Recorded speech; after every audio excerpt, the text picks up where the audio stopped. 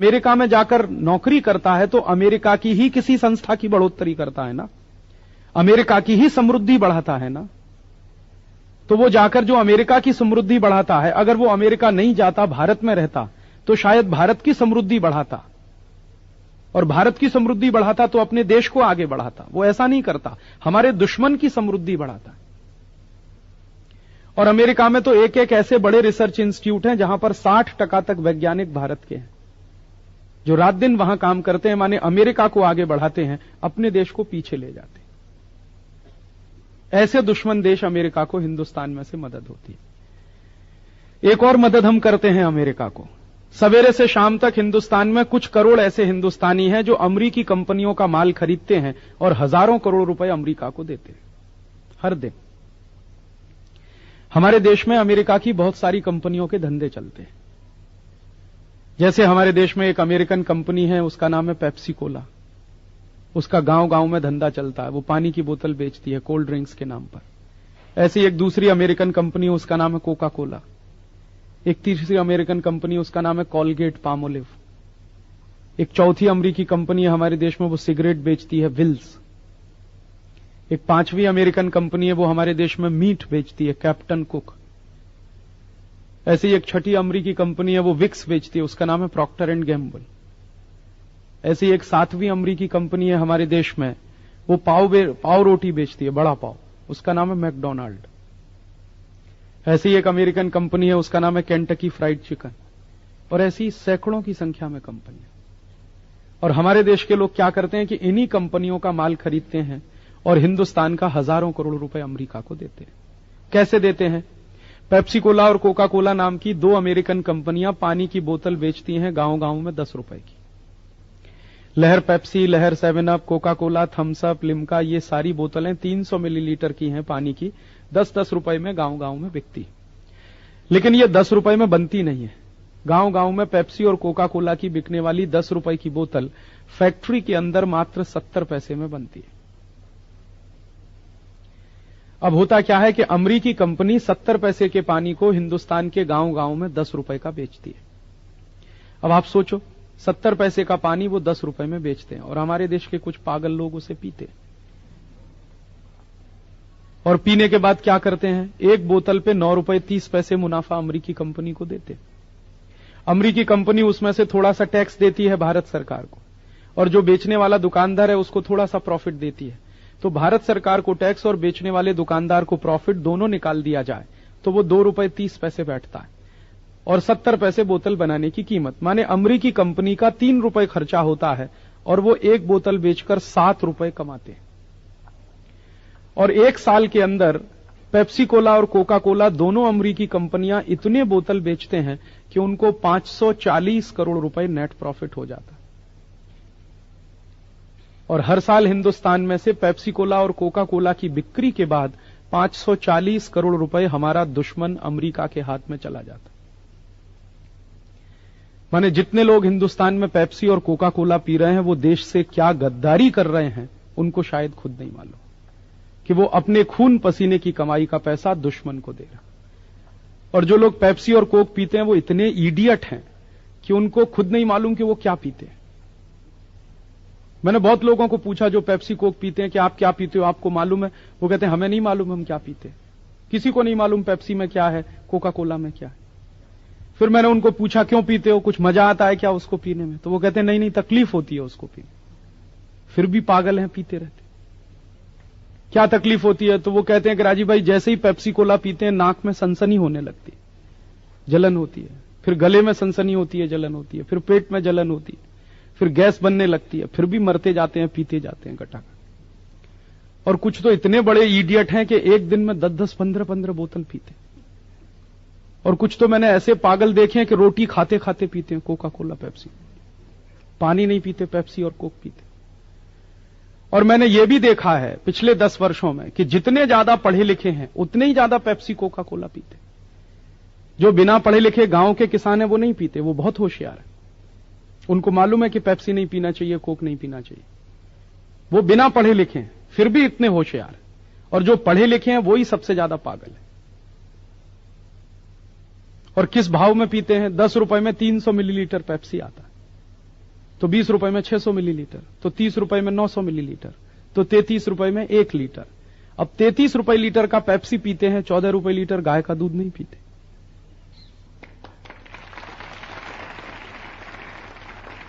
अब जो पढ़े लिखे बेवकूफ 14 रुपए लीटर गाय का दूध ना पिए, 33 रुपए लीटर पेप्सी पिए और पीने के बाद भी मजा नहीं आए, सनसनी हो शरीर में, उनको इडियट कहें कि स्मार्ट। और उनके कारण हिंदुस्तान का हर साल 540 करोड़ रुपए दुश्मन अमेरिका को चला जाता। हमारे देश में इस पेप्सी कोला कंपनी का एक धंधा और भी चलता है। यह कंपनी हमारे देश में बटाटा चिप्स बेचती है, उसका नाम है रफल्स, और एक पैकेट रफल्स का 15 रुपए का आता है। अब आप सोचो, 15 रुपए का एक पैकेट रफल्स का आता है, उसमें 40 ग्राम बटाटा चिप्स निकलता। अब 40 ग्राम बटाटा चिप्स 15 रुपए का, तो 80 ग्राम हो गया 30 रुपए का, तो 100 ग्राम हुआ 37 रुपए 50 पैसे का, तो 1 किलो हो गया 370 रुपए का। अब आप सोचो 370 रुपए किलो बटाटा चिप्स और 5 रुपए किलो बटाटा, 1 किलो बटाटा 5 रुपए का, 1 किलो बटाटा चिप्स 370 रुपए, कितने हजार टका मुनाफा है। वो सब अमेरिका जाता है। एक अमेरिकी कंपनी है हमारे देश में, वो विक्स बेचती है, उसका नाम है प्रॉक्टर एंड गैम्बल। हर एक गांव में विक्स की 25 ग्राम की शीशी 38 रुपए की बिकती है। अब 38 रुपए में 25 ग्राम विक्स है, तो 50 ग्राम हो गया 76 रुपए का, तो 100 ग्राम 152 रुपए का, तो 1 किलो हो गया 1520 रुपए का। 1520 रुपए किलो विक्स मिलता है और 150 रुपए किलो गाय का घी। जितने में 10 किलो गाय का घी आएगा उतने में 1 किलो विक्स आता। और कुछ पढ़े लिखे पागल हैं जो गाय का घी नहीं खाते लेकिन विक्स लगाते। और मैं पूछता हूं क्यों लगाते हैं, तो वो कहते हैं सर्दी जुकाम ठीक होता है। दुनिया में सर्दी जुकाम ठीक करने की आज तक कोई दवा नहीं है। सर्दी जुकाम की दवा हो नहीं सकती, क्योंकि सर्दी जुकाम बीमारी नहीं है, इन्फेक्शन है, और इन्फेक्शन ठीक करने का काम शरीर खुद कर लेता है। कई बार आपको सर्दी जुकाम हुआ है, आप कुछ मत करिए, गर्म पानी पीते रहिए, 3 दिन में ठीक हो जाएगा। लेकिन विक्स लगाया तो 10 दिन ठीक नहीं होगा, यह गारंटी मैं दे सकता हूं। आप पूछोगे क्यों? विक्स में पता है क्या है? Petroleum jelly. और पेट्रोलियम जेली क्या होता है? आप कभी अपने शरीर पर पेट्रोलियम जेली लगा लीजिए तो आपके शरीर के जितने रोम छिद्र हैं सब बंद हो जाएंगे। तो आपने नाक में पेट्रोलियम जेली लगा ली तो उसके भी रोम छिद्र बंद हो गए, तो जुकाम तो चोक और हो जाएगा और परेशानी होगी आपको। लेकिन हैं लोग पागल जो टेलीविजन का जाहिरात देख देख के विक्स खरीदते रहते हैं, लगाते रहते हैं। 1520 रुपए किलो में आप घर में बनाइए, अगर विक्स तो 150 रुपए किलो में बनता है, उसको कंपनी 1500 रुपए किलो में बेचती है। आप सोचो कितने हजार टका मुनाफा। ऐसी एक अमेरिकी कंपनी है, वो सिगरेट बेचती है, उसका नाम है विल्स। 12 पैसे में एक सिगरेट बनती है, 2 रुपए की बिकती है। और एक साल में यह कंपनी 60 अरब सिगरेट बेचती है। 1 अरब में 100 करोड़ होता है, 60 अरब में 6000 करोड़। 6000 करोड़ सिगरेट हिंदुस्तान के 100 करोड़ की लोक संख्या वाले देश में बिकती है हर साल। और एक सिगरेट पे आप सोचो 1 रुपए 80 पैसे भी मुनाफा है, तो 6000 करोड़ सिगरेट पे मुनाफा बड़े आराम से 10 से 12,000 करोड़ रुपए का। इसका अर्थ क्या हुआ कि जो लोग विल्स पीते हैं वो खुद तो मरने ही वाले हैं, देश को भी मारेंगे। खुद तो मरेंगे क्योंकि विल्स पीने से कैंसर होगा, फेफड़े गल जाएंगे। देश को क्या मारेंगे? पैसा हिंदुस्तान का अमेरिका चला जाएगा। और जो विल्स पी रहा है वो मरेगा, बाजू वाला उसके पहले मरेगा। क्योंकि विल्स पीने वाला तो धुआं बाहर फेंक देता है, बाजू वाला पूरा खींच लेता है उसको।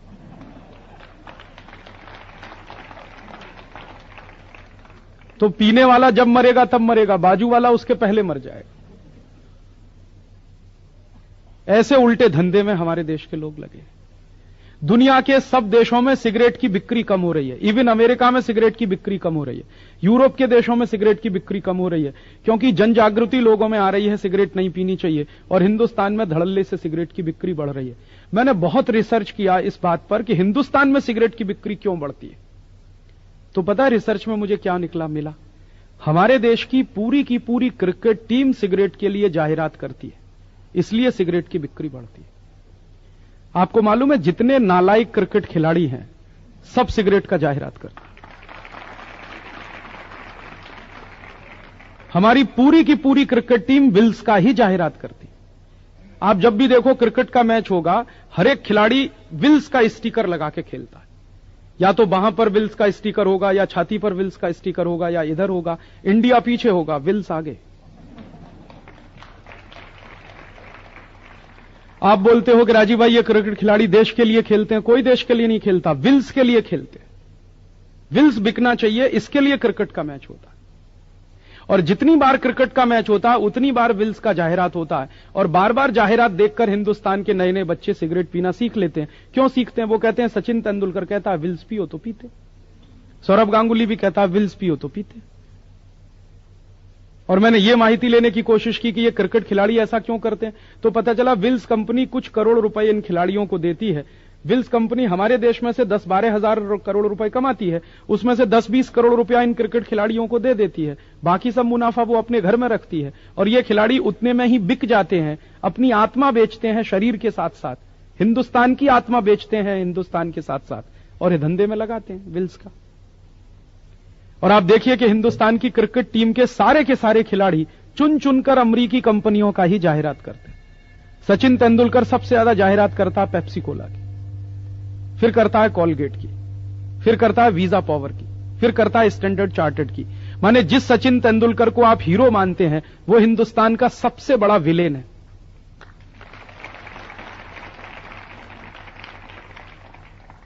क्योंकि वो तेंदुलकर जाहिरात करता है सिगरेट की, पेप्सी की, कोका कोला की और इनकी, कॉलगेट की या वीजा पावर की या स्टैंडर्ड चार्टर्ड की, ये सब अमेरिकन कंपनी है। तो तेंदुलकर की क्या कोशिश है कि ज्यादा से ज्यादा अमरीकी कंपनियों का धंधा भारत में चले, तो ज्यादा से ज्यादा मुनाफा हिंदुस्तान का अमरीका जाए।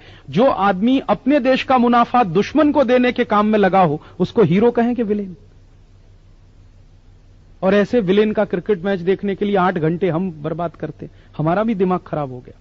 दिन भर बैठे बैठे क्रिकेट का मैच देखते रहे, करोड़ों घंटे देश के बर्बाद करते हैं, पैसा बर्बाद होता है। ऐसे दुष्चक्र में हमारा देश फंस गया है।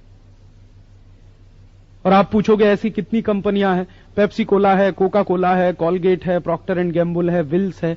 एक कंपनी है हिंदुस्तान लीवर है, नाम से ऐसा लगता है जैसे हिंदुस्तान की है, उसका असली नाम है यूनिलीवर, हॉलैंड की कंपनी है। जिस देश में जाती है उसी देश का नाम अपने साथ लगा लेती है। अगर ये कंपनी पाकिस्तान में जाएगी तो पाकिस्तान लीवर हो जाती है, ये भारत में घुस गई तो हिंदुस्तान लीवर हो जाती है, इंडोनेशिया में घुस गई तो इंडोनेशिया लीवर हो जाती है। लोगों को ऐसा लगता है कि अपने देश की है परदेशी, और ये हजारों करोड़ रुपए धंधे करके ले जाती है हमारे देश में से। ऐसी दोस्तों अपने देश में 4000 कंपनियां, कोई 500 करोड़ कमाती है, कोई 1000 करोड़ कमाती है, कोई 2000 करोड़ कमाती है। एक तो अमरीकी कंपनी अपने देश में ऐसी आई है, वो एक ही साल में 3000 करोड़ रुपए कमाती है, उसका नाम है एनरॉन। आप जानते हैं महाराष्ट्र में एनरॉन कंपनी, वो बिजली बना के बेचती है, और जो बिजली हमारे महाराष्ट्र में 1 रुपए 70 पैसे यूनिट की पड़ती है, उसको एनरॉन कंपनी 4 रुपए 85 पैसे यूनिट में बेचती है, और साल में बड़े आराम से 3000 करोड़ रुपए कमा के ले जाती। और ऐसा कितना पैसा हमारे देश का परदेश जाता है, वो माहिती लेने की जब हमने कोशिश की तो पता चला कि 4000 विदेशी कंपनियां हैं, एक साल में 80,000 करोड़ रुपए लूट के ले जाती। और ये 80,000 करोड़ रुपए कहां जाता है? दुश्मन के हाथ में। अमेरिका में जाता है, ब्रिटेन में जाता है, फ्रांस में जाता है, जर्मनी में जाता है। ये सब देश हमारे दुश्मन हैं। यूरोप के देशों ने तो 200 साल हिंदुस्तान को लूटा, और उसी यूरोप के देशों की कंपनियों को फिर पैसा देते हैं हम लोग। और ये पैसा जो परदेश जाता है तो उससे 2 नुकसान होते हैं। एक तो दुश्मन के हाथ में पैसा जाता है, दुश्मन क्या करता है, वो पैसा पाकिस्तान को दे देता है। पाकिस्तान उस पैसे से क्या करता है? आतंकवादियों को पालता है। आतंकवादी क्या करते हैं? जम्मू कश्मीर के लोगों की हत्या करते हैं। या पाकिस्तान उस पैसे से क्या करता है? भारत पर हमला करता है। और दूसरा नुकसान क्या होता है कि हर साल अपने देश का अगर 80,000 करोड़ रुपए परदेश जाता है तो अपने देश का खजाना खाली हो जाता है। खजाना खाली हो जाता है तो सरकार क्या करती है? विदेशी कर्ज लेकर आती है। एक सरकार विदेशी कर्ज लाती है, दूसरी उसका ब्याज चुकाने के लिए कर्ज लाती है। कर्ज हर साल बढ़ता चला जाता है। आजादी मिली थी 1947 में तो 1 पैसे का विदेशी कर्ज नहीं था। अब आजादी मिलने के 52-53 साल के बाद हिंदुस्तान के हर एक बच्चे के ऊपर 6500 रुपए का विदेशी कर्ज। और यह विदेशी कर्ज इतना हो गया है कि हर साल इसका ब्याज देने के लिए सरकार को कर्ज लेना पड़ता है। कभी कभी ब्याज देने के लिए कर्ज नहीं मिलता तो हिंदुस्तान का सोना बेचना पड़ता है। 1990 के साल में हमारे देश में एक ऐसी सरकार बनी जिसको विदेशी कर्जे का ब्याज चुकाने के लिए देश का सोना बेचना पड़ा। और कितना? 20 मीट्रिक टन। आप समझते हैं 20 मीट्रिक टन कितना? 1 मीट्रिक टन में 1000 किलोग्राम होता है और 1 किलो सोना 4.5 लाख रुपए का आता है। तो 20,000 किलोग्राम सोना कितने का? उसके बाद एक दूसरी सरकार आई, उसने 47 मीट्रिक टन सोना बेचा। फिर अब की बार क्या हो रहा है? इस बार भी भारत सरकार को कर्जे का ब्याज चुकाने के लिए पैसा चाहिए, पैसे की कमी पड़ रही है। तो अब भारत सरकार ऐसा कर रही है कि हमारे देश की जो बड़ी बड़ी पब्लिक सेक्टर की कंपनियां हैं उनकी संपत्ति बेच रही है। इस वर्ष हमारे देश की 40 कंपनियां बिकने जा रही हैं कर्जे का ब्याज चुकाने। कौन कौन सी कंपनियां बिक रही हैं भारत की? आप किसी पेट्रोल पंप पे जाते होंगे, वहां एक नाम मिलेगा आपको, HP। उसका नाम है हिंदुस्तान पेट्रोलियम। हिंदुस्तान में पेट्रोल बनाने वाली ये सबसे बड़ी सरकारी कंपनी है, उसको भारत सरकार बेच रही है और एक अमेरिकी कंपनी उसको खरीद रही है। ऐसे ही एक दूसरी बहुत बड़ी कंपनी है, उसका नाम है इंडियन ऑयल कॉर्पोरेशन। वो डीजल बनाने वाली सबसे बड़ी कंपनी, उसको सरकार बेचने जा रही है। ऐसे एक कंपनी है IPCL, इंडियन पेट्रोकेमिकल्स लिमिटेड, उसको सरकार बेच रही। ऐसी 40 कंपनियों को सरकार बेच रही है, तो पैसा मिलेगा, कर्जे का ब्याज चुकेगा। फिर क्या होगा? अगले साल फिर कंपनियां बिकेंगी, फिर अगले साल कंपनियां बिकेंगी। 5 साल के बाद क्या होगा इस देश में? हो सकता है 5 साल के बाद हमारी सोने की खदान बिके, चांदी की खदान बिके, कोलसे की खदान बिके, हीरे की खदान बिके। क्योंकि कंपनियां बेचने के बाद फिर बचेगा क्या सरकार के पास? यही बचेगा, ये बेचेंगे। और इसको बेचने के बाद क्या होगा? खेत बेचेंगे, खलिहान बेचेंगे। और इसी तरह से राष्ट्र की संपत्ति बिकती चली गई। तब आप सोचिए कि इस राष्ट्र की आजादी का क्या होगा। जिस राष्ट्र की आर्थिक शक्ति जितनी कमजोर होती है, वो राष्ट्र की राजनीतिक गुलामी उतनी ही ज्यादा होती है। हमारी आर्थिक संपत्ति सब विदेशियों के हाथ में चली गई तो हम फिर गुलाम होंगे। क्योंकि आज से 50 साल पहले, 52 साल पहले अंग्रेजों के गुलाम हम इसलिए थे कि हिंदुस्तान की सारी संपत्ति अंग्रेजों के कब्जे में थी। अब आजादी के 52-53 साल के बाद फिर विदेशियों के कब्जे में जा रही। ऐसा गंभीर संकट देश के सामने है। और एक और मुश्किल हमारे देश में हो रही है। आप पूछोगे क्या मुश्किल हो रही है? जब से इन विदेशी कंपनियों का धंधा भारत में ज्यादा चला, हमारे देश की स्वदेशी कंपनियां बंद होती जा रही। पिछले 8 साल में हिंदुस्तान की 3 लाख छोटी छोटी कंपनियां बंद हो गई, स्वदेशी, अपने देश की। और उसमें काम करने वाले हमारे देश के 8 करोड़ मजदूर बेकार हो गए। और अगर ये ऐसे ही चलता जाएगा सिलसिला, तो अगले साल 2 साल में और 2-3 लाख कंपनियां बंद हो जाएंगी। क्योंकि इस वर्ष से क्या हो रहा है, विदेशी कंपनियों ने हमारे देश में तुअर की दाल बेचना शुरू कर दी, गेहूं बेचना शुरू कर दिया, चावल बेचना शुरू कर दिया, कापूस बेचना शुरू कर दिया, केला बेचना शुरू कर दिया, सफरचंद बेचना शुरू कर दिया। माने जो काम हमारे देश का किसान करता था, जो खेती में उत्पन्न हमारे देश का किसान लाता था, अब उसको भी विदेशी कंपनियां बेचती। और उसकी वजह से क्या होता है कि हमारे देश में विदेशी कंपनियों के खेती के उत्पन्न अगर बिकने लगे तो अपने देश के किसान का कोई नहीं खरीदेगा। क्यों नहीं खरीदेगा? हमारे देश में विदेशी कंपनी आकर जानबूझकर सस्ता माल बेचती है। जैसे एक विदेशी कंपनी हमारे देश में पामोलिन का तेल बेचती है। पामोलिन का तेल हिंदुस्तान में 20 रुपए लीटर में वो बेचती है। हमारे देश में सस्ते से सस्ता सिंगदाणे का तेल 40 रुपए लीटर का, परदेशी कंपनी 20 रुपए लीटर में बेचती है। तो हमारे देश में सिंगदाणे का तेल बिकता नहीं, तो सारे व्यापारी बर्बाद होते हैं जो सिंगदाणे का तेल पैदा करते हैं। ऐसे ही परदेशी कंपनी सस्ती तुअर की दाल बेच देती है, अपने देश की दाल मिलें बंद होती है। ऐसे ही परदेशी कंपनी सस्ता गेहूं बेच देती है, अपने देश के किसानों का गेहूं पड़ा रहता है बाजार में। पिछले साल विदेशी कंपनियों ने 35 लाख टन गेहूं बेचा हिंदुस्तान में, और हमारे किसान का गेहूं बिका नहीं मार्केट में। किसान परेशान है, विदेशी कंपनियों का धंधा चलता है। और अभी 1 साल में अंदर, माने इसी साल में एक परदेशी कंपनी आ रही है हमारे देश में कापूस बेचने के लिए, और वो कंपनी कहती है 1200 रुपए क्विंटल में कापूस बेचेंगे हिंदुस्तान। तो अपने किसान का 2200 रुपए क्विंटल का कापूस कौन खरीदेगा? और हमारे देश का जो उद्योगपति है, व्यापारी है, वो क्या करेगा? जो कापूस खरीदने वाला उद्योगपति है वो तो ये बोलेगा कि मुझको तो 1200 रुपए क्विंटल का परदेशी कापूस पड़ता है सस्ता, मैं तो वही खरीदने वाला हूं। अपने देश का 2200 रुपए क्विंटल का कापूस नहीं खरीदेगा तो अपना किसान मरेगा, उसको भाव नहीं मिलेगा, उसका माल नहीं बिकेगा। ऐसे संकट इस देश में बढ़ते चले जा रहे हैं। और इन प्रश्नों पर अगर आज हम लोगों ने कुछ नहीं किया तो हो सकता है कि 5 साल के बाद यह देश फिर से बर्बादी के रास्ते पे जाए। एक बार यह देश गुलाम हुआ था अंग्रेजों का, शायद अब की बार गुलाम होगा अमेरिका का, और गुलामी फिर से वापस आ रही है।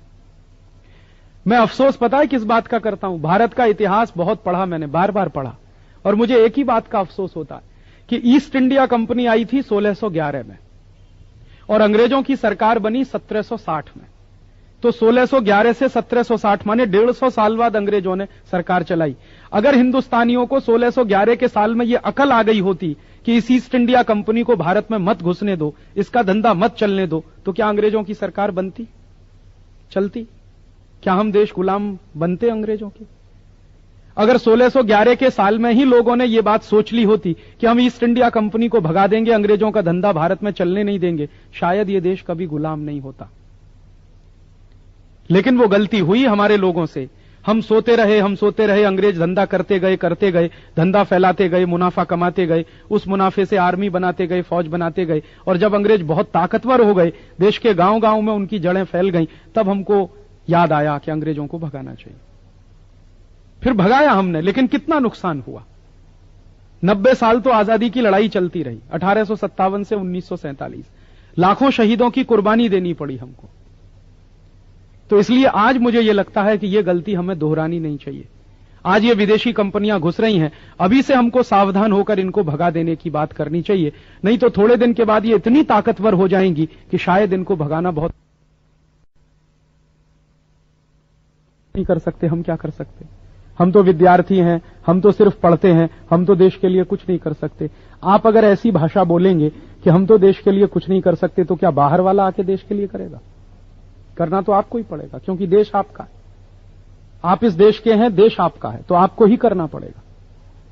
और मान लीजिए आप ये भाषा बोलते हैं कि हम तो देश के लिए कुछ नहीं कर सकते, यही भाषा हमारे देश के सैनिकों ने बोलना शुरू कर दिया जो आर्मी में काम करते हैं कि हम तो देश के लिए कुछ नहीं कर सकते, तो क्या होगा?